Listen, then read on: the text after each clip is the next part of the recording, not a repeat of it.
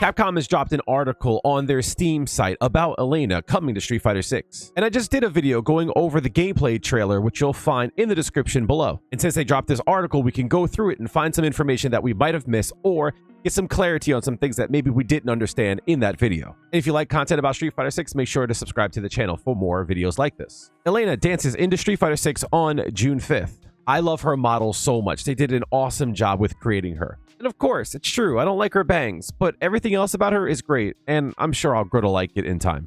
Elena, the final character from Year 2, charges into Street Fighter 6 on June 5th, and brings with her a herd of moves that'll make for elephantastic fights? That is a choice of a word, but I see what they were going for. Oh, that's funny, they show a picture of her and Akuma, so if you don't know, they have some kind of bond, like going all the way back from Street Fighter 3.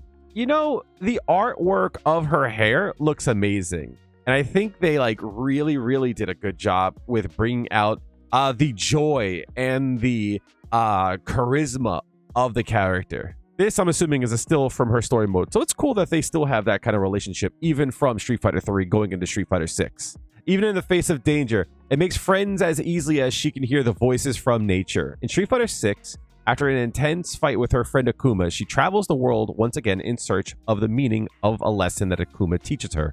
You know, it's weird, Akuma being the demon that he is, that he has this relationship with Akuma, and it's not really explored. Furthermore, the lore of Street Fighter is super underexplored. There's so much to go over, and I thought Street Fighter 6 would go into the lore more, but we've only moved the lore like a little bit. Elena, for an example, could give us some insight of who Akuma actually is. I mean, if you think about it, there's no one that would understand Akuma better than Elena at this point. I would think that he would be the most intimate. And I don't mean intimate as in romantic or blah, blah, blah, but like they share private interactions. I would assume we would be able to see who Akuma actually is through Elena. We'll just get stills in a very quick story mode like this, and that's a shame. Maybe we'll find more with Elena in World Tour mode. This is the concept art for Elena. You know, I really like her graffiti a lot. This would make a really nice tattoo. Like this here, like this kind of design is something that I would love as a tattoo. Not saying Elena, of course, but like the flowers and such, that's really nice. I might have to debow the steez and try to make something for Kail, you know what I mean? But as I look at this, I should probably stop saying how much I don't like the bangs, because ultimately it might be a cultural thing that I'm just not getting. You know what I mean? Love the outfit. She looks amazing. I think they did a great job with her proportions, bringing it from Street Fighter 3 into Street Fighter 6. Really nice redesign for the character. Another still of her in action. Really nice. The stage is awesome, but here's the deal. This stage really showed me how much this game needs to have day and night stages. And although I really like how this stage looks like under the moon at night with all the stars and trees in the background, I can't help but think that like we don't have a lot of like daylight, like no clouds in the clear skies. You know what I mean? We don't have any stages like that. And I guess the closest would be Lily's stage, but for some reason it just doesn't hit the same. Still, this stage is absolutely gorgeous. I think this is one of the best stages that they've put in the game. As a capoeira master, Elena utilizes her long legs and unpredictable movement to keep her prey in check. Many of her moves from prior games remain intact, but as usual, we've updated her move list in Street Fighter 6. We're not lying when we say unpredictable. You know, now I get it. Positive. Positive as in like a lion. You know, come on, dog. Like, knock it off. Her DP in motion looks really nice. Like this still shows like the range of it, and like there's so much beauty in this. And I keep saying this, I know, but I think sometimes we lose the forest through the trees. We have a beautiful game that's well animated. The characters have such life. The music is good, debatable, I know, but I really like the music. The visuals are great, and honestly, it plays well. And sometimes we forget that it's a game that we should have fun with, and we should admire the beauty in it, and that it's not always about winning and losing. It's not always about how much content we get, blah blah blah. Sometimes it's about just enjoying the game for what it is. Rhino Horn is a series of quick forward moving kicks that sends the opponent flying back. Elena will jump further depending on the strength of the kick used, though this move can't hit crouchers. If you land it in the corner, you can follow up with Scratch Wheel. Speaking of Scratch Wheel, it's a powerful rising kick and acts as Elena's Dragon Punch, and is useful for anti-airs or for keeping opponents off of her. So invol, DP style move will probably be forward, down, down, forward into kicks. This move seemed like a move that you would use outside of her like forward moving attack. I'm assuming it's going to be like quarter circle forward, like punch or something. This was like the launcher version of it. Sink your teeth into Link's song because it's where things get wild. Elena spins forward close to the ground while invincible to project. It's a what? A what? Invincible to projectiles and can then use 4 different techniques out of it. How invincible to projectiles is it? Invincible, you say? Another character that has anti-fireball options and Jury does not. We're going on year 3. Year 3. Only character that doesn't have anything that's meant to keep fireballs at bay or to punish them or to mitigate them. Jumping isn't it. Fuhajin isn't it. Dive kick isn't it. Anyway, the first is Leopard Snap, a long-reaching attack useful for getting in. The second is Harvest Circle, a kick that launches opponents in the air and maintains invincibility to projectiles. So she has an ender that's invincible to projectiles. Interesting. The third is Mallet Smash, an overhead kick that can buffalo profile. More puns, huh? Great. The fourth is Link's Whirl, the move you should be standing alert for like a prairie dog. We've seen Mallet Smash. It's the overhead that she uses on Akuma. What do you mean it can low profile? Also, Link's Whirl. What move is that? During Link's Whirl, Elena can perform an additional spin to Link's song. If the aforementioned Leap Snap, Harvest Circle, or Mallet Smash are performed after Link's Whirl, their properties are boosted. Oh, okay. So in the trailer, and I'll have it on screen right now, there was 2 things that we saw. We saw her do like a very quick version, but then we saw her do like a full screen version where like she got like After Effects and everything. So I'm assuming that's the boosted version. A boosted Leopard Snap makes Elena plus on attack or block. A boosted Harvest Circle gives Elena more time to follow up attacks on hit, opening up to more combo options. A boosted Mallet Smash is quicker and makes Elena plus on block or attack. OD Link's song provides all the benefits of Link's Whirl without having to spin a second time. Remember this move before your opponent calls you a cheetah. Enough! Enough with the puns. We're done with you. Okay, there's a lot to unfold here. So if you're given time to charge it up, you get a lot more things. So for an example, the Leopard Snap, which I'm assuming is this. No, where is it? Where is it? Where is it? Where is it? This move here. You're telling me that that could be made plus Harvest Circle, I'm assuming is the launcher. This one here. Essentially, if you get the launcher and it's boosted, you get more follow-up. So you'll probably be able to do this into like Drive Rush or something. And then Mallet Smash is the overhead. We're used to seeing this as the quick move that everyone hates, but it can only be done during Link's Whirl. And the part that's kind of annoying, and I keep saying this, I am tired of moves being able to be YOLO'd across the screen and being plus on block. Plus on block, safe on block, all these kind of things. These like moves that you could just like toss out and it's up to the defender to deal with. It's like, you don't got to think about it. I'm just going to do it. Win by the sword, die by the sword. And I know what you're going to say. You're going to say, Kail, it's kind of fair because you got to charge it up. Yeah, except for when like you knock me down. Can you charge it up on Oki? Because you might think, oh, Kail, if you wake up and you see me charge in your face, obviously you could just DP me. No, we saw in the trailer them use the whirl, kind of like Aki's snake step, and you're able to counter. Because you don't have to do one of the 3 options. You could always just twirl and then just not do anything. Like if I knock you down and then I start spinning, you can look for one of the follow-ups and then like react to it with like a DI or DP, super, blah, blah, blah, right? But what if I don't do anything, stop and then throw? That makes you act earlier than you usually would. So if I do a spin, stop and throw, it's going to make you want to act around that time. In which I bet you. Take bets right now, chat. If I knock you down and then spin and I beta throw, I can use her overhead to get off the ground and then get a big punish on you. I bet you. I bet you. I know that that's going to be a thing. And she also has a backstep. So I knock you down. I spin in your face. I then do that backstep thing that she does. Shimmy. and then boom, give me half your health. That's going to be nasty. Like, throws are strong in this game. They set up everything. And having movement options that sets up Oki, again, like Aki, kind of like Akuma. You know, he could do like his demon flip right in your face, and then you have to guess like high, low, or throw and something like that, right? Not high, I guess. You get my point. But that's really cool. That seems like a lot of fun to use. Finally, Moon Glider is an evasive technique where Elena steps back before performing a vertical spinning kick, sending her opponent in the air. Okay, so we saw the step back. Does she have more than one options? Yeah, I guess that's the only thing that she has. You know, she did have a move that looked like a slight overhead. I haven't seen this move here, though, off the back step. Like, this might be the move after it hits, because I remember seeing it hit. No, actually, no. I remember they hit it on a juggle, and they were able to drive rush after it. I don't know, but I saw a different move on the back step. Another thing, I think it's going to be really cool. They should mod Elena's VFX for Jury. I think that would look so cool.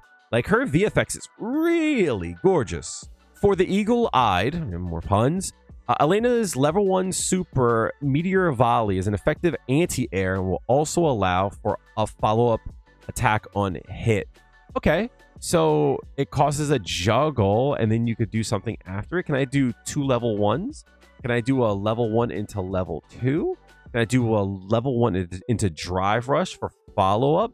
Does it hit crouchers? Does it hit grounded well? Because I know Mai's attack didn't really hit grounded well. You have to be really close. And since this goes up, is it going to be the same as that? And now, the moment you've all been waiting for. During Elena's level 2 super art revival dance, she launches forward with a flurry of kicks and is invincible to all attacks on startup, including fireballs. If Elena is feeling a bit drained, she could forego some of the extra damage and use her trademark healing to gain some vitality. They did it, chat. They put it in the game. Everyone said not to do it, and they did it anyway. The cold game, chat. Like, ultimately, yeah, you can get a level 2 every round, but it's different in Street Fighter 4 because the more you got hit, the more Ultra Gauge you gained, and then you could use that to heal. So it wasn't that you were earning the super, you were getting it because that was a comeback mechanic. But the thing about it is that if you get the combo, it's guaranteed healing.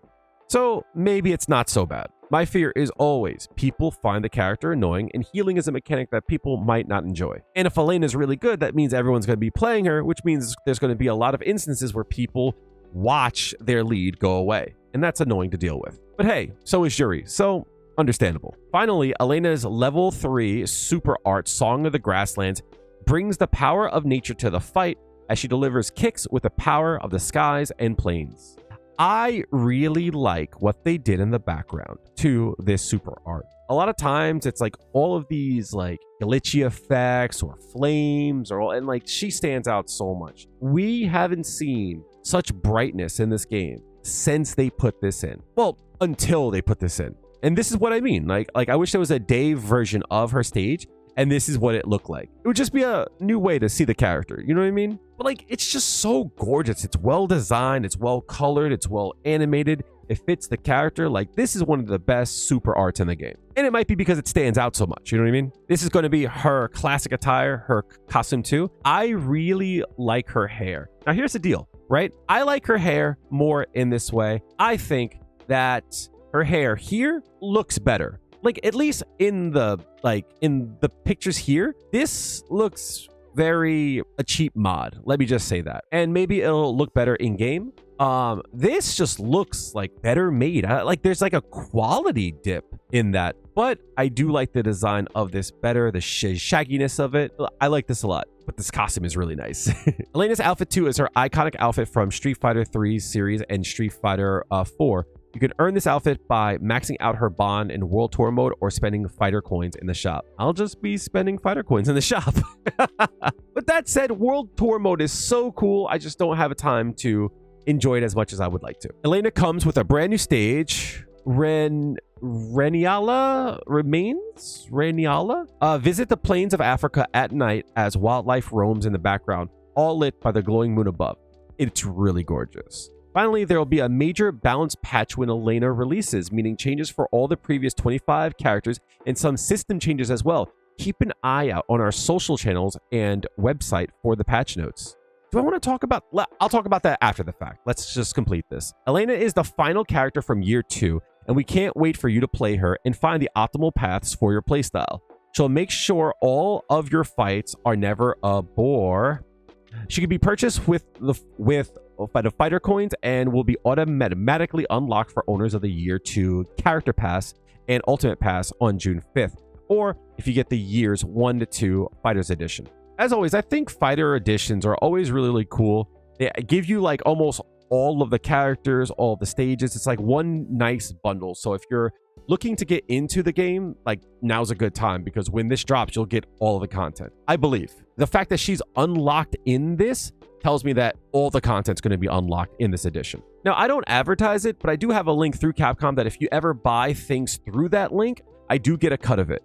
And I don't advertise that because most of the people who watch my content already have the game, so it really doesn't do much. But if anyone is interested in getting the Fighters Edition, I wonder if my link will work. And if my link does work, would anyone be interested in getting that link? I'm going to hit up the Discord and find out about that. But let me know, is that something that you guys would be interested in? Because it would support me and you don't pay a dime more. Let's talk about the system changes and the patch notes and such. First, whenever they drop a new edition like this, like year 3, going into year 3 or so, there always is some kind of like system change that's like sweeping. So this is the time where they get rid of throw loops, or they make some kind of change to the game that makes throws less oppressive. This also would be the time where they start making changes to the annoying things about Drive Rush. Now, I don't think Drive Rush is too bad. However, I know it's annoying in neutral to always have to look for the jump scare. The problem that I have with Drive Rush is that it's free pressure if you make connection with the opponent. That's something like crouching medium kick, Drive Rush cancel, light punch is gapless. So as long as you make connection with this low, either you get the hit or I gotta hold a strike throw afterwards. That's kind of annoying, especially since throws are so strong in the game. I'm not trying to take away anything from I'm not trying to take away anything from anyone. Trust me, I spam Drive Rush like a mug. However, it is very frustrating. When it's great when it's you doing it. It feels horrible when it's someone else doing it. I'm not saying it should be changed. I'm just saying if they're going to make the change, now's the time. Hot take, I think now is the time to look at how burnout works in this game. It takes way too much drive gauge off your opponent when they start blocking your attacks. And some characters can really chip away at your drive gauge, and it makes it very easy to get burnt out. Furthermore, you have system mechanics to try to get them off of you, but they all take like 2 bars. Like, do I lose 1.5 bars from trying to block an attack? Or do I lose 2 bars from using drive reversal that they might block either way? Like with Jury's Feng Shui engine, there are times when like they'll have 2 bars and like I'll dare them to drive reversal, because if they do, they're burnt out. Or they can block the first attack and then like they lose 1 bar and now they're down to 1 bar. Better than burning out, but still, it sucks to be in that situation. Also, the more they block, the more drive gauge they lose. So it's a crappy situation to be in. Like for an example, if you use DP and I block it, you lose 2 bars. If I punish you with drive impact, you lose 3 bars. If I use the Feng Shui engine, there goes your 4th bar. Very quickly, I could just chip away at your drive gauge. Like if you have 5 bars, you're essentially burnt out in that case. Like you have to perfect parry on wake up or else you're burnt out. I'm just saying, if they have a problem with how much drive gauge you lose on block and as a punish, now's the time to look at it. How many days until June 5th? It's 39 days. Okay, we have 39 days until June 5th. So that's a lot of time to show some of the stuff that they plan to show for the new season. Now is also the time where they should drop new costumes. They should be dropping new costumes more frequently. But if they do not drop new costumes, especially for the Fighters Edition, people are going to be pissed. People got their check in hand. They want to spend cash on this game. Let them spend cash on this game. But now is the time that they should be showing the new costumes. Now is the time where they should be doing teasers for characters and the buffs that they're going to get. Now's the time that they should be teasing the next season's 4 characters. You have 39 days where you can start drip feeding us teases to get us hype about the new season. This game is great and people want to enjoy it. But most of all, people want to be excited about the game, and the excitement has been lost in the last year or so. Where was the team that showed us all this cool stuff when the game first was about to drop? Months before the game dropped, they were out there doing vlogs, they were doing interviews, they were showing new things. It got me excited for the future of the franchise because I said, this is a hungry team that wants to make this game a live service game with content that people are going to like. I felt the love in this game, and in the last year, I have not felt that. So now it's the time to write a love song to the players and tell us how excited you are about the game so that we can be excited about the game. And let me know, what do you guys want to see in the new season for Street Fighter 6? Let me know in the comments section below. I will be here June 5th when the game drops on twitch.tv/BigNastyKail or here on YouTube streaming live. I would love to have you guys, so make sure to follow on Twitch or subscribe to this channel for more updates on this game and when I go live. And if you got this far, hopefully the video that's on screen will be a video that you want to see, and I hope to see you in the next video. Tell your loved ones that you love them, and I'll see you in the next one. Have a good one.